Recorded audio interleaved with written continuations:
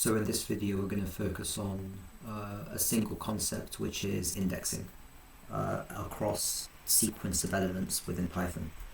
So if I just pull up the documentation, give it a sec.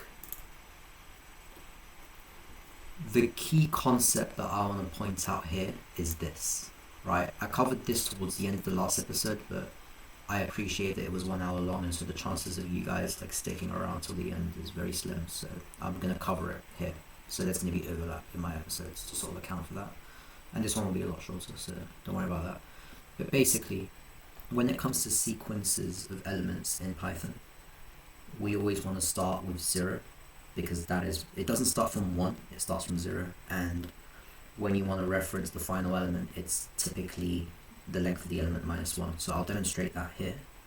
And I'll demonstrate it in 2 ways. I'll demonstrate it in strings and in lists. And I'll tell you why you should sort of view strings and lists in a similar way within this context. So let me just go into projects, temp, just setting some things up here.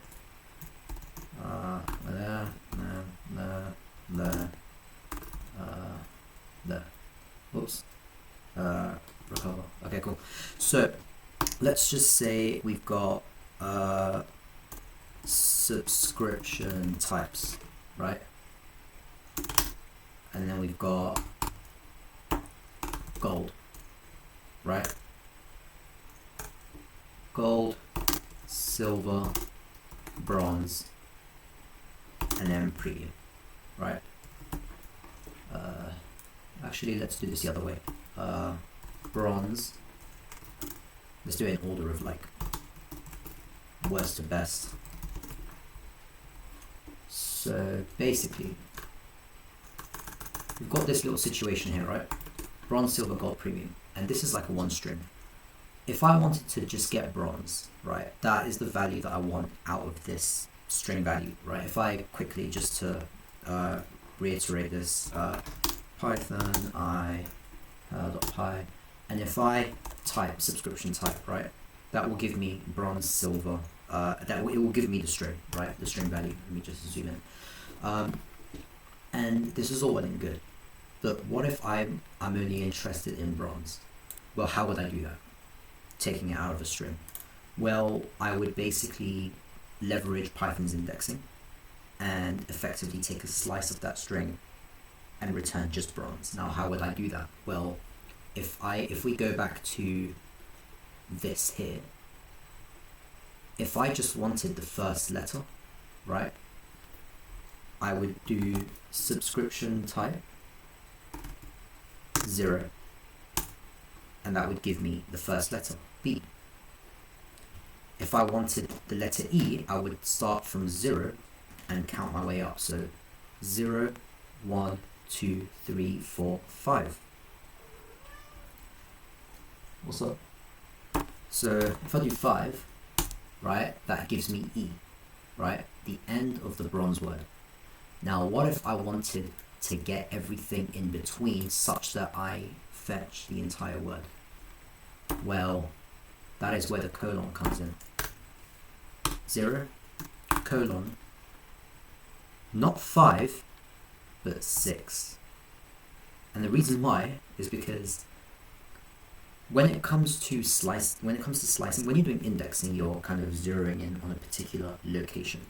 But when you're doing a slice, the slice follows an exclusive kind of thing where, I don't know if you guys know like set notation, but basically the square bracket means that it includes the first value, and exclusive end means that it excludes the last value. So if I were to do subscription type 0 to 5, because obviously logically speaking 5 is E is the 5th element in the string, that will give me bronze but without the E.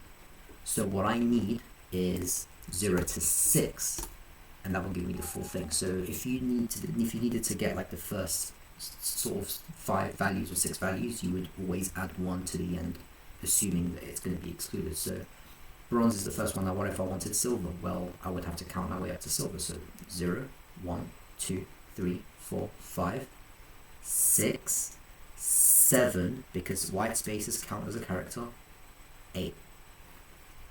And if we then take 8, right, that's going to give us S for silver. And now, what if I wanted to get the full word for silver? We'd get SILVER.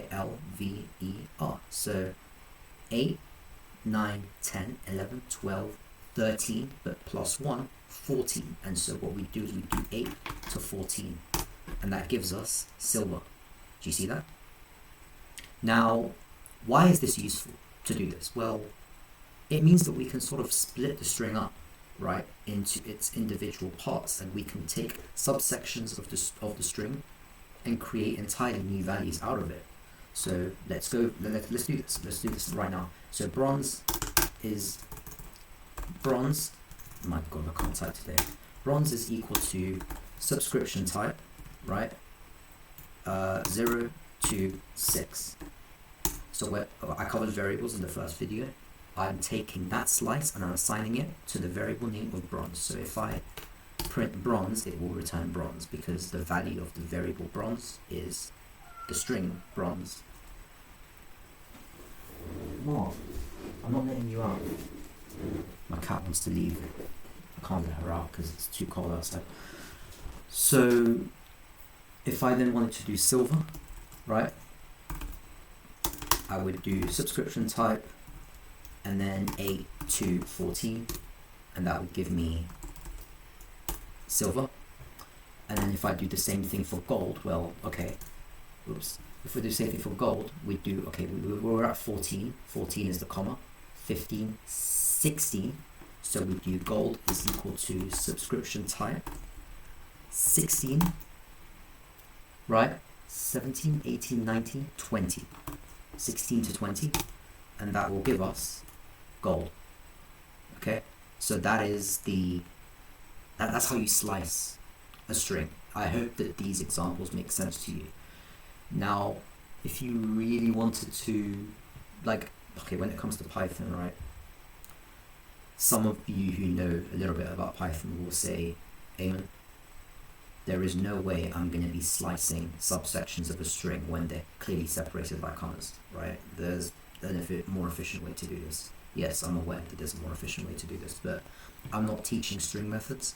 I'm teaching how to slice subsections of a string into its own variable, and that's the scope of this video. And so even though, yeah, they're all separated by a comma and a space, so, you know, I could do string dot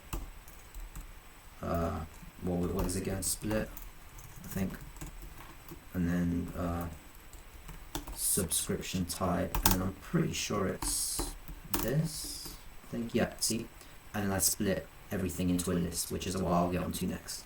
The fact that I need that by heart is, didn't need to look up any documentation. That's crazy. That adds a lot more credibility to me, so you guys should subscribe. But basically, yeah, this is kind of you know, a little sneak peek into what I'll be covering in future videos. But the fact of the matter is, when it comes to taking a subsection, that is how you do it. Now, where would this be useful in real life? Well, natural language processing. Let's say, for instance, you wanted to find the location of every section of, let's say, a large piece of text, and you wanted to find where the word procedure comes up, right?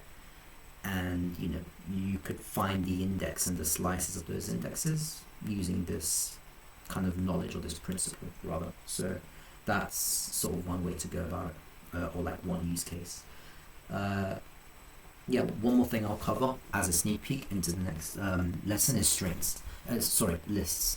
So here what I have are lists, right? This is an example of a list. A list is the next data type. So the first data type is integers and floating points, so the numeric base class. And then next we have text, which is basically strings. And we've explored that a string is wrapped in exclamation marks or quotation marks, and you can access individual letters if you know the location of those letters, and you can take a subset of those of a string value to get, let's say, a particular word in a sentence, or a particular, let's say, like suffixes or prefixes. You can sort of extract those. file extensions, you can extract the file extension, so on and so forth. But the next item that I would want to cover is lists, because that's sort of the natural next step. And a list is known as a data structure. It's the first data structure that you will probably be learning when it comes to programming in general. The term list is unique to Python. In most other languages, they're referred to as arrays. So if you're learning JavaScript, for instance, you'll probably be learning about arrays, not lists. But they kind of do the same thing, more or less, in the sense that it's basically a collection of values. So remember, we covered integers. You can make a list of integers. So let's say birds observed, right? And then let's say 4, 7, 3, 2, right? So on day 1, we've observed 4 birds. Day 2, we've observed 7 birds. Day 3, we've observed 3, so on and so forth. That works. You wrap it in square brackets and a collection of values, in this case integers, in a list that is assigned to the variable birds observed. And if I print birds observed, you will see the value reflected as with any value that you assign to a variable. And if I wanted to get the second day, let's say my boss comes and says, hey, how many birds did we see on day 2? Well, you would know, because you can do birds observed. And remember, right, a lot of people get mixed up when it comes to this, but when you want the second element, remember everything is 0 indexed, right? Which means that if you wanted the second day, you would go from 0 to 1. So 1 is how you would get the second day, and then it returns 7, right? And remember how I said these are integers and lists hold individual values? Well, if I print the type, right, of birds observed on the second day, it's actually a class of integer, right? Remember, I probably elaborated way too much on data types in the previous videos, but just to kind of really hammer that down, we can prove that the values inside these lists are indeed integers, because when you wrap it around the type built-in method, it does return indeed integer. And so you can trust that if you were to do birds observed 1 plus birds observed 2, you will get 7 plus 3, resulting in 10, because you're taking the second element, which is index of 1, 7. You're taking the third element, denoted by index of 2, as 3, right? And you're adding them two together, and because the type of this is an integer and the type of this is an integer, just like how in the first or second episode I talked about, adding integers, here it's the same thing. It's, as long as the type's the same and they are pointing to a value or a memory location, to be more precise, it will result in an addition. What if I were to do the type of just birds observed, right? We know that the individual elements are the type of integer, but what about the actual list itself? What is the type? Well, list, because it's an official data type within Python, right? And remember how I said that integers have their own unique set of operations and values. So if you add two integers together, it results in an addition, a mathematical operation. If you add two strings together, I think I demonstrated in the last episode that it actually concatenates the strings. Now, if you can index lists in the same way that you can index strings, right? We've demonstrated indexing of lists here, and we've demonstrated indexes of strings here. Well, maybe not this, but up above, right? What does that mean? It means that if you were to add two lists, it would act in the same way as if you were to add two strings. It would be concatenated. Let's prove this. If I do, birds observed, right? Birds observed, and then let's say birds observed week 2 is equal to 4, 6, 23, and 5, right? So we've got birds observed, and then birds observed week 2. And if I were to add these, birds observed week 2, you see what it does? All it does is it appends this list to here, right? It literally just like concatenates. And that's a really useful property about lists to know about. What if I wanted them to actually be mathematically added? So what if I wanted 4 to be added to 4, 7 to be added to 6, 3 to be added to 23, 2 to be added to 5? Well, you would have to perform some additional steps in order to arrive at that, or you could use NumPy, but again, I'm not going to elaborate too much. I'm going to keep things really simple at this stage, and I'm just going to focus on lists in and of itself, but these are things to sort of think about, really. Let's move on from integers. You can store floats in a string, in a list, sorry. 4.5, 5.2, 43.7, right? This is valid, right? It's not going to throw an error. And you can do strings, right? If I do, let's clear the screen. If I do subscriptions again, right? Remember I did, actually, let me just go up here, right? It's a lot easier, actually. So if I do this, right, and I wrap these around, remember the way you kind of tell Python that you are making a list is by wrapping it in square brackets. That is what you need to remember when it comes to making lists. And because, you know, I'm doing this all sort of together, we want to add the apostrophes like so, right?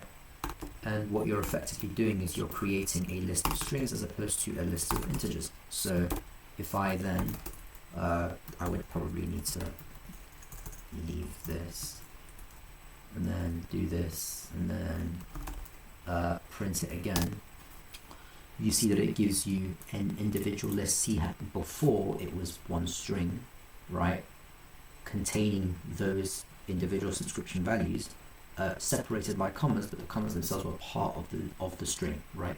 Here they are actually individual string values, and you can tell because before, if I go up, right, and I undo, right, yeah, do you see how the commas are pink, just like the string value? That's because the Python linter is recognizing that the commas are part of the string value, whereas if I then tell Python that the string ends here, right, then you see that not only is the comma white, but the rest of the string of the list is white as well. If I do this, Python's going to cry, it's not going to like it, right? If I just do this and I do this and I do this, it's going to throw an error.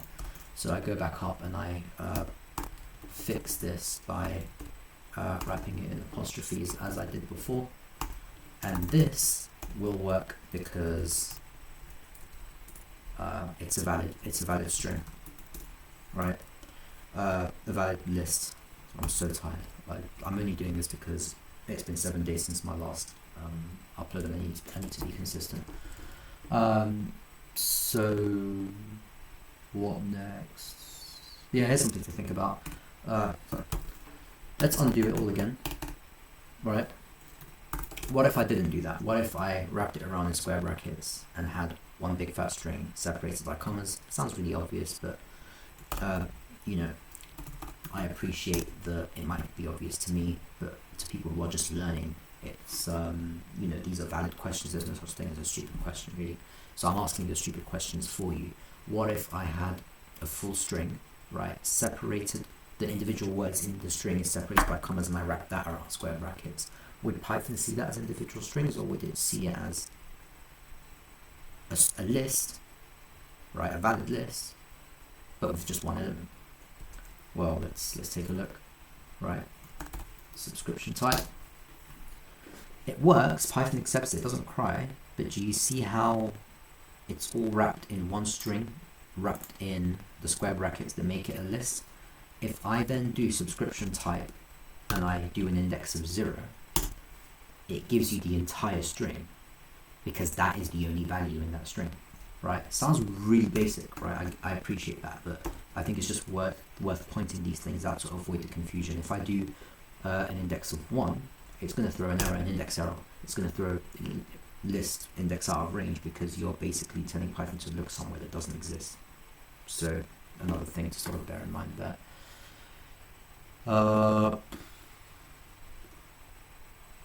You can you can have multiple data types in the same list, which is really cool. You can have 23 Amen 63.2, right? This works, right? These are 3 completely different data types. You've got an integer, a string, and a floating point number, all in one list. That is allowed. That is perfectly fine. And if anything, that actually is really powerful, because it means that you can store all kinds of data. So there I just put my age, my name, and my weight. So yeah, that's kind of everything. Yeah, so yeah, I'll continue this later. I think 20 minutes is enough. Alright, see ya.